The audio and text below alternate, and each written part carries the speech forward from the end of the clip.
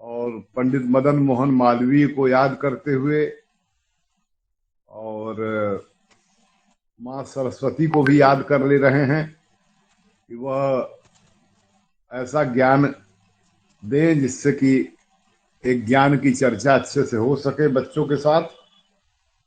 और इन सभी विद्यार्थियों को, जिसमें से मैक्सिमम को हमने पढ़ाया है और कुछ विद्यार्थी बाहर से भी आए होंगे पीएचडी में, तो उन सभी लोगों का बहुत बहुत स्वागत है। और हमने आज जो विषय चुना था कि हमको बोलना है, वो कुछ ऐसा था कि उसको कह सकते हैं आप philosophical foundations of research in social sciences and history. अब सबसे बड़ी बात ये होती है कि फिलोसॉफिकल माने होता क्या है और फाउंडेशन माने क्या होता है। फिलोसॉफी शब्द जो है, इसका साधारण अर्थ यही है कि ज्ञान के प्रति प्रेम। फिलोसॉफी एक सामान्य ये हुआ इसका अर्थ। और फाउंडेशन माने होता है आधार और नींव। तो जो सामाजिक विज्ञान है और जो इतिहास है, इसमें फिलोसॉफिकल फाउंडेशन इसका क्या है, इसके बारे में जो है चर्चा करने की जरूरत पड़ती है। क्योंकि एक खास समय में ये बात उभर करके आने लगती है कि लोग बहुत इस पर बहस करते हैं कि सत्य क्या है और नॉलेज क्या है। तो सत्य क्या है और ज्ञान क्या है, कौन से सत्य को कहा जाए कि ये सत्य है और किस सत्य को कहा जाए कि ये सत्य नहीं है। इतिहास में और सामाजिक विज्ञान में भी इस बात का बड़ा आग्रह रहा कि हम जो भी कर रहे हैं वो सत्य की खोज कर रहे हैं या सत्य बताने का प्रयास कर रहे हैं।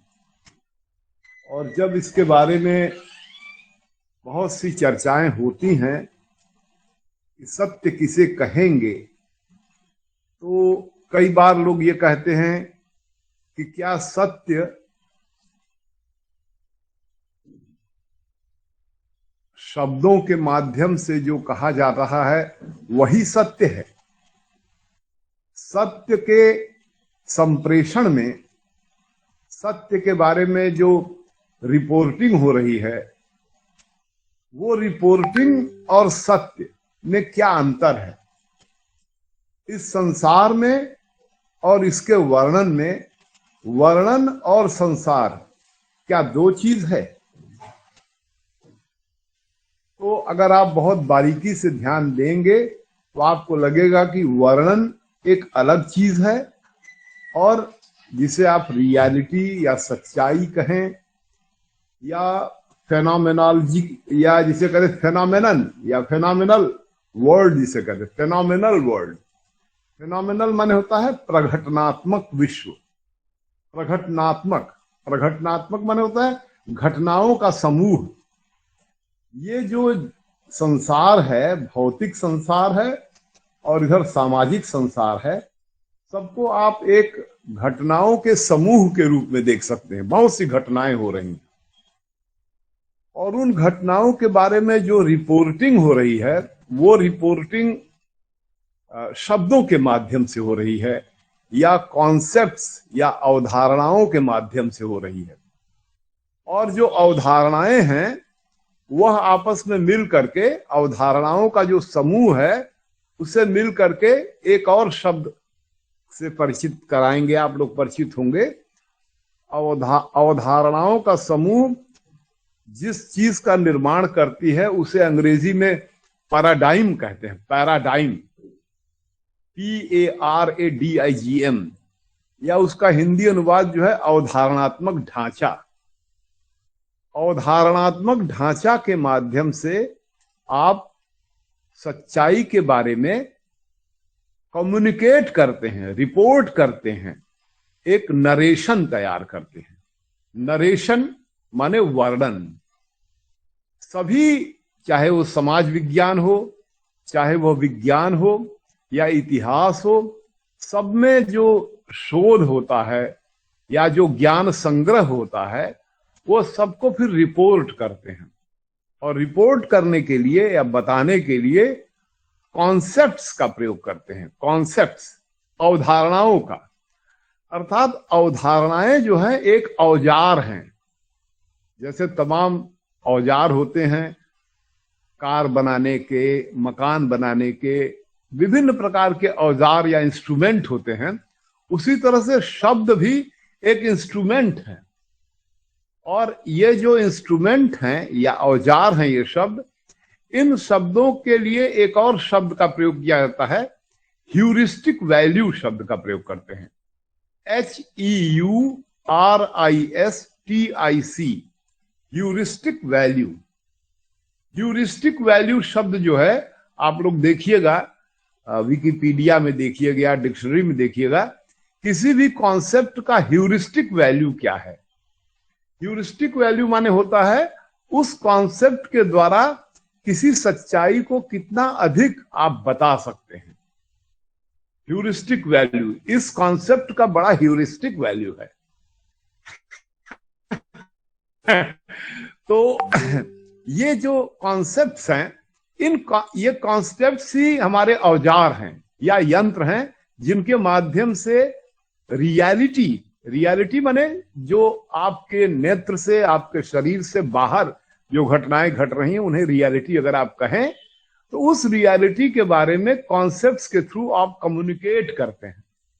अवधारणाओं के थ्रू अपने एक नरेशन, एक कहानी, एक कथा, एक थीसिस, इस तरह से आप उसको व्यक्त करते हैं। तो ये एक मौलिक बात आपको जाननी चाहिए और सभी लोगों को जाननी चाहिए कि किस तरह से सच्चाई को वर्णन करने के लिए जो कॉन्सेप्ट्स हैं वह किस तरह से यंत्र का काम करते हैं। और इसी में मैं ये आपसे कहना चाहूंगा, जो आप सब बड़े ही अच्छे बच्चे, विद्वान और विदुषी बच्चे बैठे हुए हैं, आप लोगों को सत्य और तथ्य दो शब्द है। एक शब्द होता है ट्रूथ और दूसरा शब्द होता है फैक्ट। ट्रूथ और फैक्ट में क्या रिलेशनशिप है, इसके बारे में मैं आपको बताना चाहूंगा कि ट्रूथ जो होता है उसको कहते हैं, उसको कई ढंग से लोग कह रहे हैं। ट्रूथ को कहने के तरीके में बहुत से विद्वान लोग विभिन्न प्रकार के परिप्रेक्ष्य से कहते हैं, लेकिन सत्य के बारे में एक बात ये कही जाती है, जो कि सत्य वह है जो कभी झुठलाया ना जा सके। ऐसे करके लोग कहते हैं कि सत्य वह है जो कभी झुठलाया ना जा सके।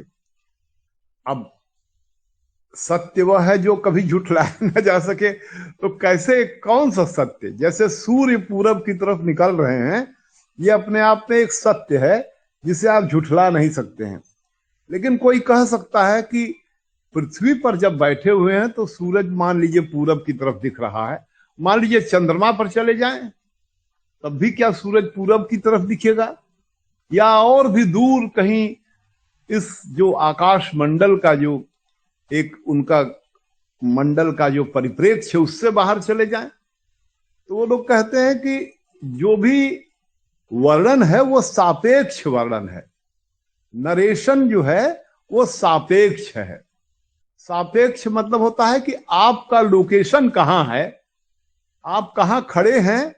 जैसे कोई पहाड़ पर कहाँ खड़ा है तो वहां से वो पहाड़ का वर्णन कर रहा है, उसका वर्णन उसके लोकेशन के, उसके स्थिति के सापेक्ष है, और वह वर्णन उसके परिप्रेक्ष्य के अनुसार, उसके स्थिति के अनुसार उस वर्णन को आप कहेंगे कि वह एक सत्य है। उस परिप्रेक्ष्य में वह सत्य है। लेकिन वही वर्णन, सेम वर्णन किसी दूसरे लोकेशन के व्यक्ति के लिए एक दूसरा वर्णन हो जाएगा। तो इस तरह से ये बात आप लोग बहुत से, क्योंकि हम जानते हैं काशी हिंदू विश्वविद्यालय के MA के विद्यार्थी लोग सब बहुत ही सब पढ़े हुए हैं हिस्टोग्राफी वगैरह में और फिलॉसफी ऑफ हिस्ट्री में, तो संक्षेप में ये बात हमने आपको सत्य के बारे में बताया कि किस तरह से सत्य जो है वो सापेक्ष होता है, रिलेटिविस्टिक होता है। अब आप कहेंगे कि आप सत्य तो कह रहे हैं, अब तथ्य शब्द का भी प्रयोग कर रहे हैं। सत्य के लिए ट्रुथ शब्द का प्रयोग किया गया है और तथ्य शब्द के लिए फैक्ट, एक शब्द होता है अंग्रेजी में फैक्ट। अब उसको साधारण ढंग से समझाने के लिए हम आपको बता दे रहे हैं कि जैसे 2 + 2 = 4, ये अपने आप में फैक्ट है। ये फैक्ट है जिसे कोई झुठला नहीं सकता है। वो पहाड़ के लोकेशन से वर्णन के अनुसार वाला ये सत्य नहीं, ये तथ्य है। और तथ्य के बारे में कहा जा रहा है कि ये सपोजिशनल है। तथ्य जो है वो सपोजिशनल है। अब आप कहेंगे सपोजिशनल माने क्या होता है? सपोजिशनल माने होता है कि मान करके चलना, मान लेना कि यह सत्य है। जैसे आप लोग कभी सोचिएगा कि 1 माने क्या होता है, 2 माने क्या होता है, 3 माने क्या होता है, 4 माने क्या होता है। तो बहुत गांव में अगर आप पढ़े होंगे, मैं गांव में पढ़ा हूं, तो बचपन में हम लोगों को 1 2 3 4 पढ़ाते समय पढ़ाया जाता था 1 इकाई, 2 इकाई, 3 इकाई है, 1 इकाई 2 इकाई माने इकाई माने एक होने का गुण। एक जो है वो अपने आप में एक एब्स्ट्रैक्ट है, एक भाव है, एक भाववाचक वस्तु है एक। तो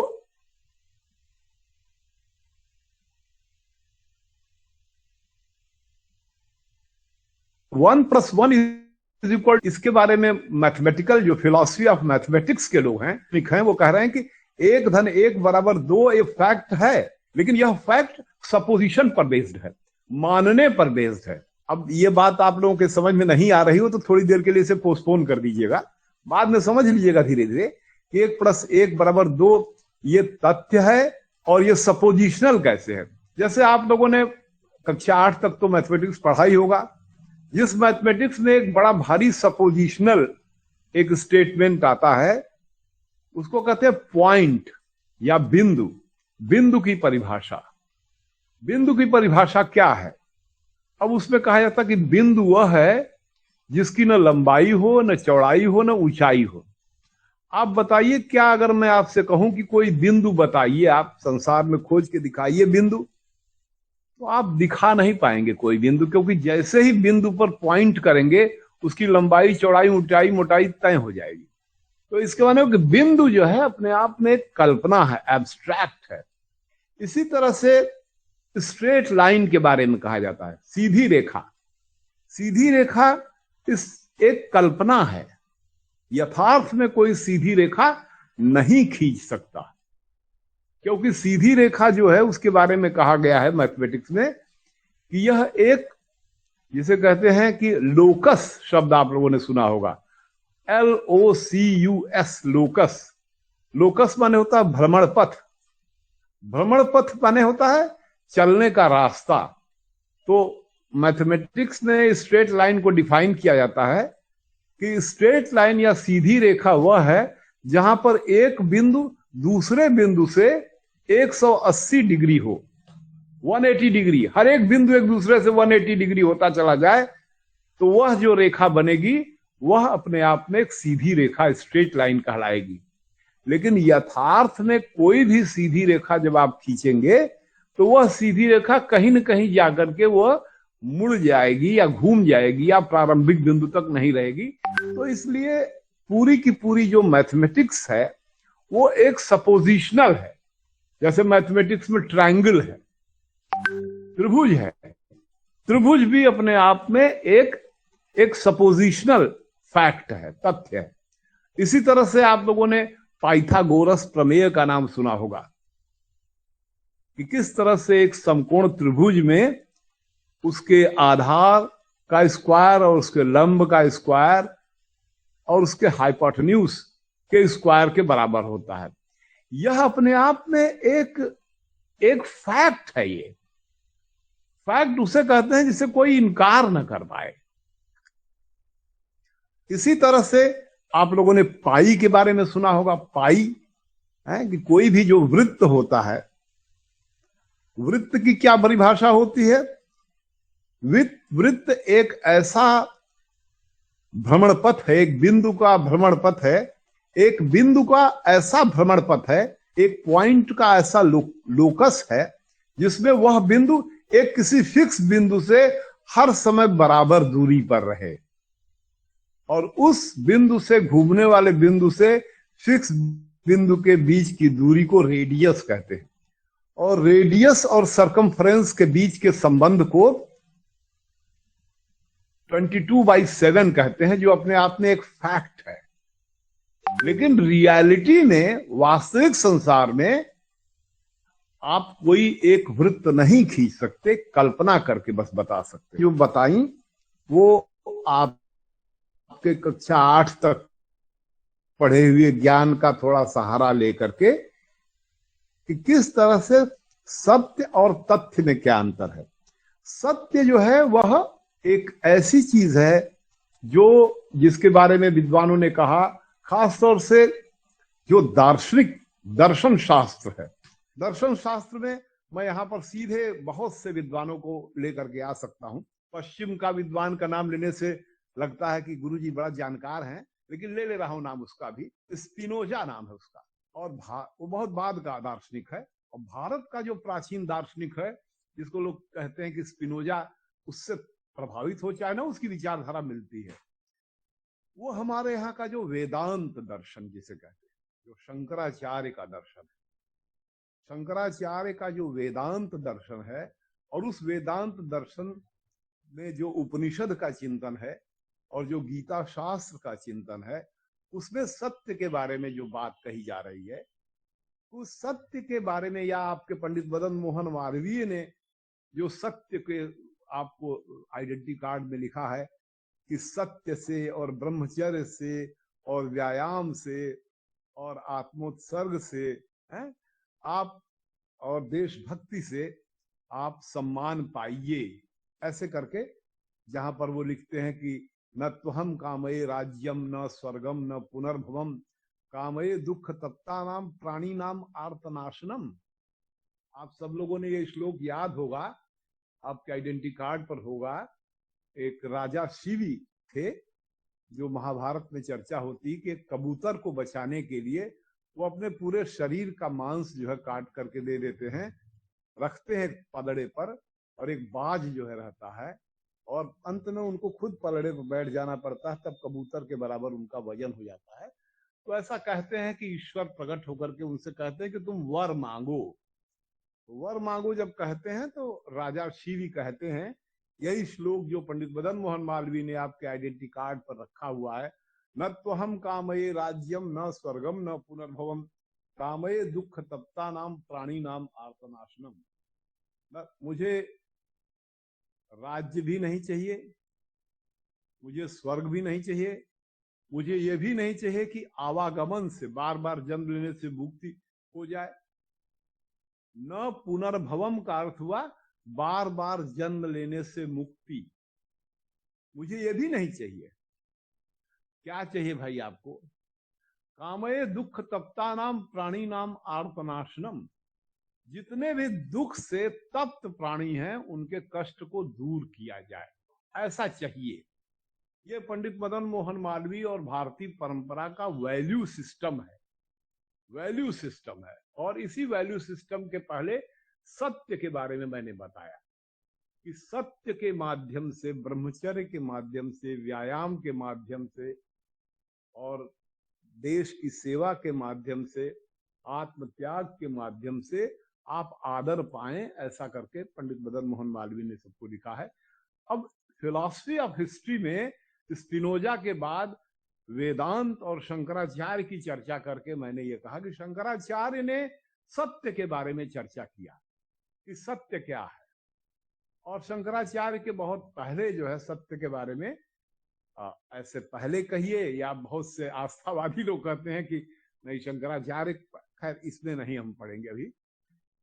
गौतम बुद्ध का दर्शन कर लीजिए। गौतम बुद्ध ने जिस शब्द का प्रयोग किया, निर्वाण शब्द का प्रयोग किया, निर्वाण, और ब्रह्म शब्द का भी प्रयोग बौद्ध साहित्य होता, ब्रह्म निर्वाण मृच्छक, और ब्रह्म को कहा कि ब्रह्म ही सत्य है।